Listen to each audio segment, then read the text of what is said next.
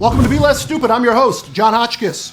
And before we get going, I would just like to say that the number of subscribers to this channel has gone way up. And I would like to thank everyone for watching and for sharing and for taking an interest in this program. I appreciate it, and I look forward to doing it for a very long time. Okay, let's move on. There is an urgent question that Democratic voters across the country are asking.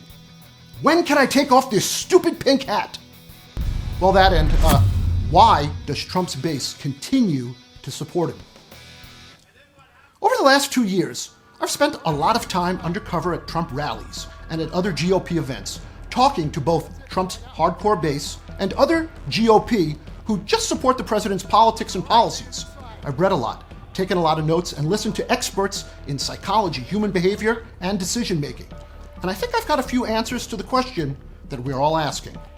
Now, what I'm about to tell you is not a defense of Trump or his base. Rather, in order for Democratic candidates and liberal ideas to flourish, especially in the purple parts of the country where a voting district could go either red or blue, it will just help to have a better understanding of the people who worry more about their sons being falsely accused of sexual misconduct than they worry about their daughter actually being the victim of sexual misconduct. Red wave out there, hello. Hey, what was that stuff you were saying about Kavanaugh? Oh, first of all, it's a fraud. The woman's a total fraud. They pull this stuff all the time. It's the same old MO the Democrats pull last minute. They did it with Thomas, they did it with Rudge Moore, and now they're doing it with Kavanaugh. Guess what? We're on to you. Your tricks, they pay hundreds of thousands of dollars to pay these people. It's ridiculous. They're totally frauds. So, in no particular order, here goes. Lots of Trump's voters feel abandoned by both parties, the Democrats especially. For years, politicians have promised them better jobs, wages, schools, infrastructure, front row tickets to Garth Brooks, and it never materializes. Then, they see that America has hung out the "Come on in" sign on our front door instead of the sign that says, "Go away, Mexicans, we're sleeping." Trump's base feels like there's a line for government services like housing and healthcare, and that these foreign invaders have cut ahead of them. There are some Trump voters that are angry that manual labor and blue-collar work is routinely denigrated by the media, the so-called liberal elites, and popular culture. To Trump's base, there's honor, and they feel like they don't get any credit for doing a factory job that they hate or manual labor that breaks the back in order to feed, shelter, and provide for a family. And yet, this noble work, in their mind, is vilified by those who work with their mind. To Trump's base, popular culture has for 40-something years mocked middle-class, blue-collar white men, from Archie Bunker to Homer Simpson, which also explains perhaps why today Trump fired Jeff Sessions and made Larry the Cable Guy Attorney General. Then, there are some people who think that fitting in their community and being accepted as part of a group is just more important than facts or science. For some people, to be the one guy in their Kentucky neighborhood who drives a Prius, vaccinates their kid, or buys hummus at Trader Joe's, well, it would be like being a turd in a punch bowl. Build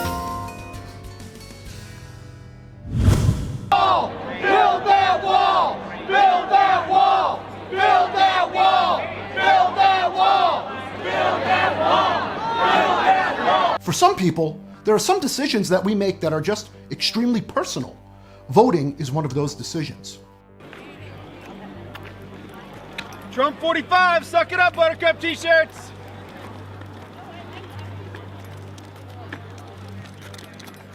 So, when someone attacks that choice, it feels like a personal attack.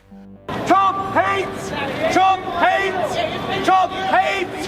Trump hates! Trump hates! Trump hates! And yeah, I'll sacrifice my voice for freedom. Oh, I got you, bro. Say whatever I want. Yes, you can. Thank you. And I'm glad there's people here to try and stop me today. Because I ain't gonna fucking stop anytime soon. All right, statues.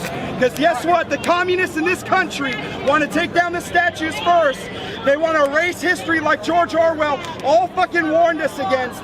When you attack a person's voting choice, well, they get defensive, and they refuse to concede that they might have made a mistake.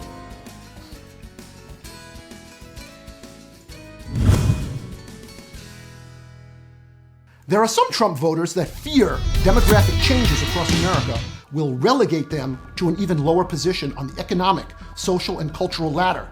It's literally why they want to build a wall. These voters, at a very deep psychological level, fear that an influx of foreign workers will overwhelm their communities, that they'll be outnumbered, and that the store in the mall will change its name to Abercrombie and Martinez.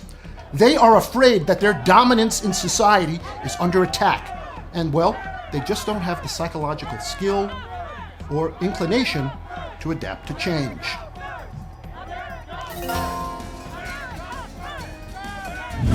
Tangentially related to this point is that some conservative, mainly Christian white men, think that foreigners invading our borders don't value the American traditions of individualism and self-reliance. These Trump voters are offended by people with their hands out, whether it's to get help to climb over a wall, whether it's for some charity, or even for some friendship.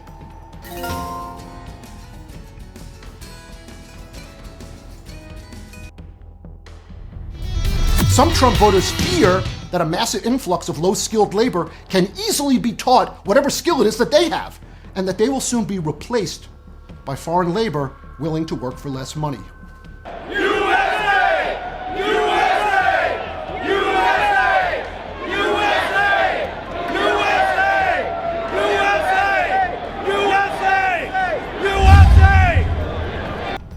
Also, some of Trump's base, remember, feels abandoned by politicians and government. And well, they just like the idea of an erratic lunatic who is going to upend the current political system.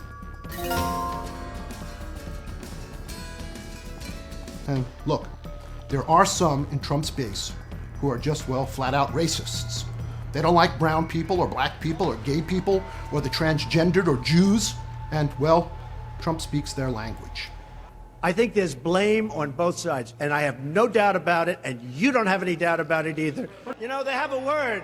It sort of became old-fashioned. It's called a nationalist. And I say, really, we're not supposed to use that word. You know what I am? I'm a nationalist, okay? I'm a nationalist.